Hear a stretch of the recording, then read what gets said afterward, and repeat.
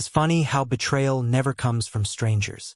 It always comes from the ones you trusted enough to hand over your entire heart.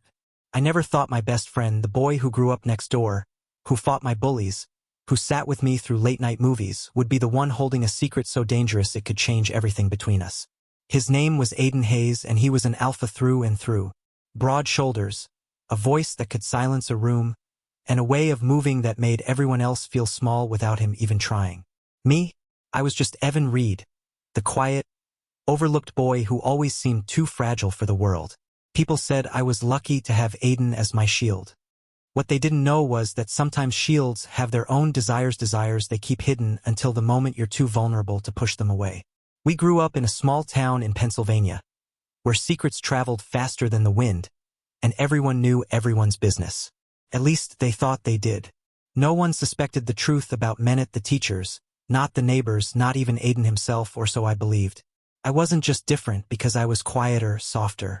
I was different because I was an Omega, and in a town that barely tolerated anything outside of its rigid norms, that secret could destroy me if it ever came out. For years, I thought Aiden just wanted to keep me safe because I was weak. He dragged me away from locker room fights, glare at anyone who whispered behind my back, and drive me home even when I insisted I could walk. I thought it was loyalty. I thought it was brotherhood. But Aiden's protectiveness was sharper, heavier. And I wouldn't understand why until the night everything came crashing down. It started during my final year of high school. The heat hit me earlier than expected.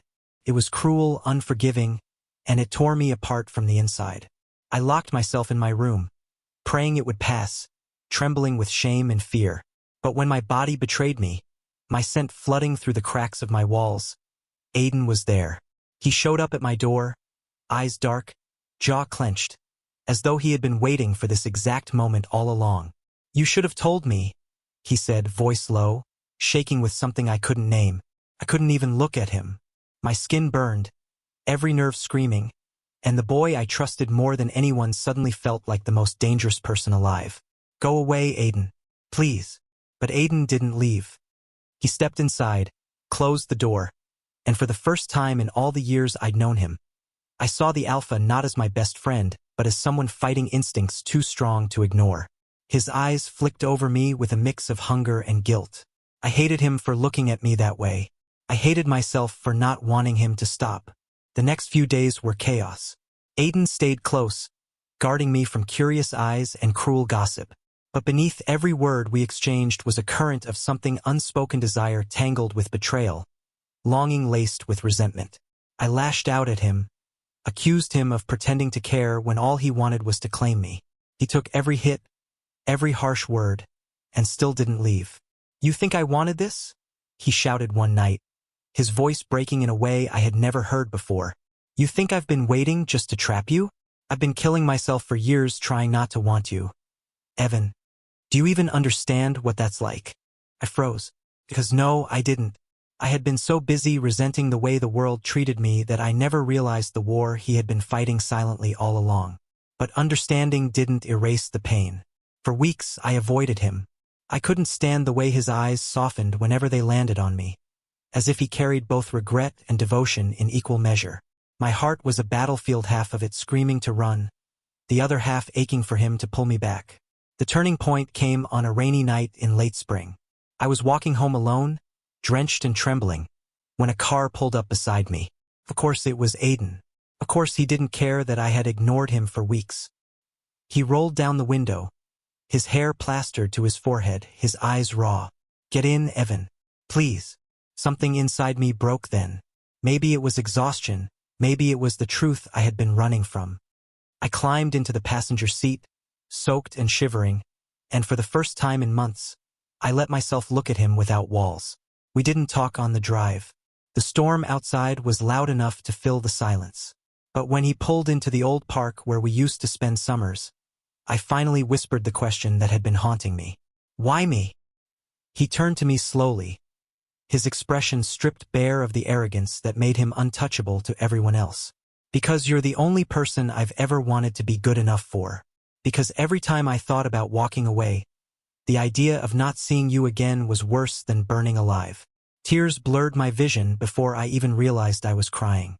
All the years of anger, fear, and denial crumbled beneath the weight of his honesty. And when he reached out hesitant, trembling like I had never seen him before, I didn't pull away. His hand was warm against mine, grounding, as if he was silently begging for a chance to rewrite the story we thought we were doomed to follow. The kiss wasn't perfect. It was messy, desperate, full of years of longing and months of pain. But it was real, and in that moment, under the pounding rain, it felt like the only truth that mattered. After that night, things weren't magically easy. The town still whispered. My parents still looked at me like I was fragile glass. And I still battled the fear of being reduced to what I was instead of who I was. But Aiden stood beside me through it all, not as my protector, not as my alpha, but as the boy who had loved me long before either of us had the courage to admit it. By the time summer came, the wounds between us had begun to heal. We spent long evenings sitting on his porch, shoulders brushing, laughter mixing with quiet confessions. The tension was still there, always simmering beneath the surface, but it no longer felt dangerous. It felt like a promise that no matter how messy or difficult our story was, it was ours. Looking back now, I realize I was wrong from the start. Aiden hadn't been waiting for my heat to claim me. He had been waiting for me to see him, not as the alpha who protected me, not as the best friend who stood by me, but as the man who had been quietly, desperately, hopelessly in love with me all along. And when I finally saw him that way, I understood something I never thought I would. Sometimes love doesn't destroy you. Sometimes it saves you. Thank you for listening. Don't forget to like and subscribe to stay updated with the latest videos.